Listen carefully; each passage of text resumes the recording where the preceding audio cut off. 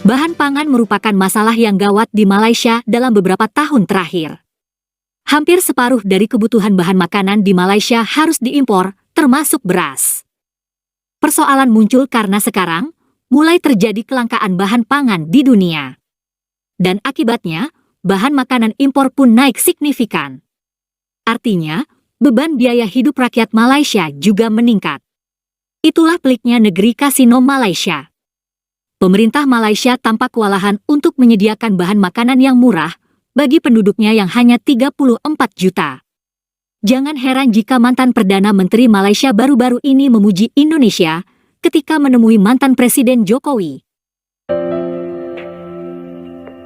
Berbincang sedikit berkenaan dengan pembangunan di Malaysia dan di Indonesia, dan saya menyatakan saya kagum kerana walaupun jumlah penduduk di Indonesia itu begitu ramai, hampir 300 juta, tetapi soal makanan masih cukup. Yang ini satu kejayaan yang boleh dibanggakan. Yang kita perlu tingkatkan kerjasama. Saya dapati banyak produk-produk daripada Indonesia boleh diimport ke Malaysia. Yang mana di waktu ini kita import daripada negara lain. Sebaliknya negara jiran mempunyai lebihan produksi dan yang boleh diimport ke Malaysia. Dagangan antara Malaysia dengan Indonesia tidak mencapai kejayaan yang seperti dengan negara-negara lain. Sebab itu kita perlu kenal pasti apa keluaran Indonesia yang boleh diimport oleh Malaysia dan apa yang boleh diekspor daripada Malaysia ke Indonesia. Badan Pangan Nasional mengungkapkan kondisi pangan Indonesia relatif aman di tengah negara-negara tetangga seperti Malaysia dan Filipina yang mengalami krisis pangan. Indonesia disebut akan mengalami surplus produksi beras 5 juta ton hingga April 2025. Menteri Pertanian Andi Amran Sulaiman telah mengungkapkan terjadi krisis pangan di sejumlah negara tetangga seperti Malaysia, Filipina, dan Jepang. Mentan menyebut harga beras di 3 negara tersebut mengalami lonjakan yang sangat signifikan. Di Malaysia, kelangkaan beras lokal memicu kepanikan di masyarakat. Pasokan yang menipis menyebabkan lonjakan harga. Di sisi lain, harga beras impor kini lebih tinggi, sedangkan di Filipina juga telah menetapkan status darurat ketahanan pangan sejak awal Februari 2025. Setelah inflasi beras mencapai 24,4%. Angka inflasi tertinggi dalam 15 tahun terakhir. Badan Pangan Nasional atau Bappenas melaporkan Indonesia disebut akan mengalami surplus produksi beras 5 juta ton hingga April 2025. Kepala Bappenas, Arief Prasetyo Adi, menegaskan stok beras Indonesia tetap aman. Pasalnya, berdasarkan prediksi Badan Pusat Statistik, Indonesia mengalami surplus produksi beras hingga 5 juta ton di Maret sampai dengan April. Itulah bedanya Malaysia dan Indonesia dalam urusan bahan pangan. Sejauh ini Indonesia tidak mengalami kesulitan dalam menyediakan beras. Untuk sebagian bahan pangan yang lain, Indonesia sebenarnya juga masih impor. Tapi persentasenya tentu saja jauh lebih kecil dibanding Malaysia. Sekali lagi, persentasenya jauh di bawah Malaysia. Ambil contoh dalam masalah beras. Selama ini hampir separuh beras Malaysia harus diimpor. Selain beras, Malaysia juga harus mengimpor sayur mayur dan buah-buahan. Buah kelapa pun, Malaysia perlu mengimpor dari Indonesia. Jadi, kalau Indonesia menyetop ekspor kelapa ke Malaysia, bisa-bisa rakyat Malaysia tak bisa bikin nasi lemak.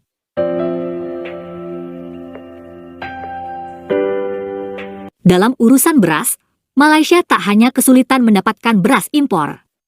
Negeri kasino ini juga menghadapi masalah tata niaga beras yang kacau. Selama ini, beras lokal atau beras tempatan Malaysia itu identik dengan beras bersubsidi. Masalah muncul karena pemerintah Malaysia tampaknya tak kuat lagi menanggung besarnya subsidi beras. Karena itu, akhirnya sebagian besar lokal dicampur dengan beras impor, agar bisa dijual dengan harga mahal atau harga tanpa subsidi. Itulah yang menjelaskan kenapa jumlah beras lokal yang beredar di Malaysia tidak sama dengan jumlah hasil produksi beras lokal di Malaysia. Hasil produksi beras lokal di Malaysia cukup untuk memenuhi sekitar 56% keperluan rakyat Malaysia. Tapi nyatanya beras lokal bersubsidi yang diedarkan sangat kecil, mungkin hanya sekitar 10%. Selebihnya, dicampur dengan beras impor dan dijual tanpa subsidi. Jadi, intinya sebenarnya pemerintah Malaysia mau menghemat subsidi beras agar negara tidak bangkrut. Tapi selama ini rakyat Malaysia sudah lama dimanjakan dengan beras bersubsidi. Mereka pun seperti berebut beras murah.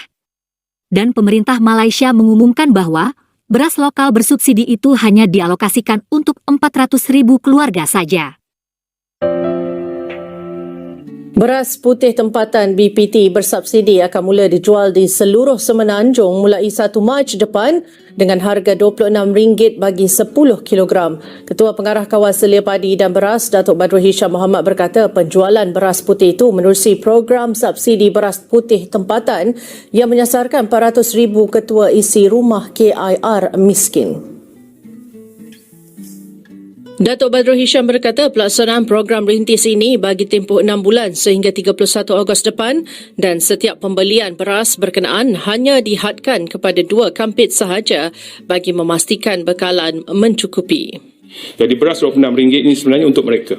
Jadi kita akan pastikan semua beg beras yang kita hasilkan sebanyak 24 juta ini terus kepada kumpulan sasar yang kita targetkan. Kita yakin akan ada here and there kelemahan, kecacatan kepada program. Ini pertama kali kita buat, tetapi saya nak menyuruh kepada semua pelesin khususnya dan juga kepada orang ramai pihak-pihak kepentingan supaya memberi sokongan penuh pada kerajaan supaya program ini dapat kita laksanakan dengan jayanya 6 bulan saja.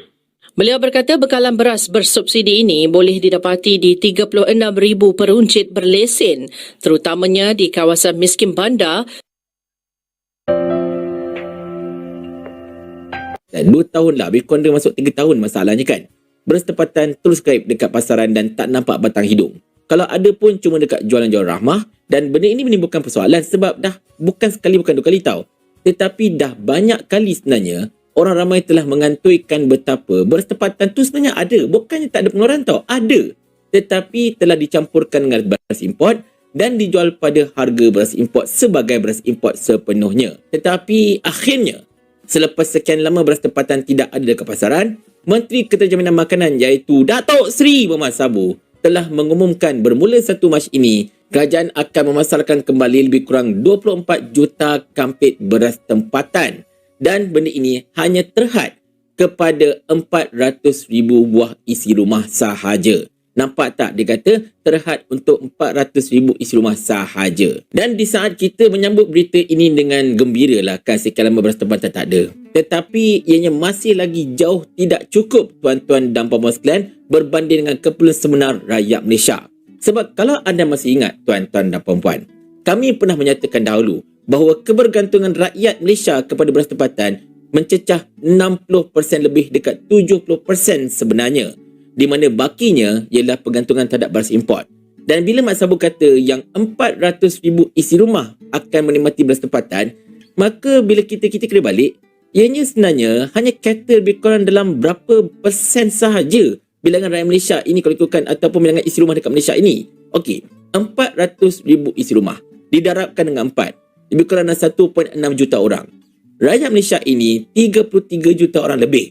Bermaksud bilangan beras tempatan yang ada sekarang ini pun sebenarnya tak sampai kepada 10% rakyat Malaysia ini sebenarnya tuan-tuan dan puan-puan sekalian. Jadi ini menimbulkan persoalan. Kalau ikutkan daripada orang kata apa kajian yang telah dibuat, pengeluaran beras tempatan sebenarnya sekarang ini boleh cater kepada 56% rakyat Malaysia kalau ikutkan. Tetapi tak sampai 10% bilangan beras tempatan yang dikeluarkan untuk dinikmati oleh rakyat. Dan bakinya bagaimana masalahnya? Itu nombor 1. Nombor 2-nya, macam yang saya katakan tadi, Mak Sabu duk matematik kata, oh tak ada bukti yang beras tempatan ini dicampurkan dengan beras import dan dijual dengan harga beras import. Fine.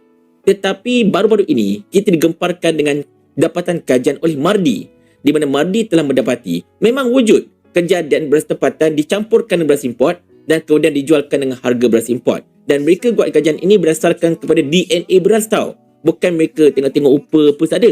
Mereka buat kajian terperinci, memang wujud campuran beras tempatan dengan beras import yang dijual dengan harga beras import. Jadi itulah, sekarang ini memang kita hargai dan kita seronok bila beras tempatan ini kembali hendak dipasarkan. Sekurang-kurangnya dapatlah meringankan beban 400,000 buah keluarga yang miskin tigar inilah secara asasnya. Tetapi macam saya katakan, ianya jauh daripada mencukupi, ianya jauh daripada kapasiti beras tempatan itu sendiri yang sebenarnya boleh cater kepada 56% rakyat Malaysia.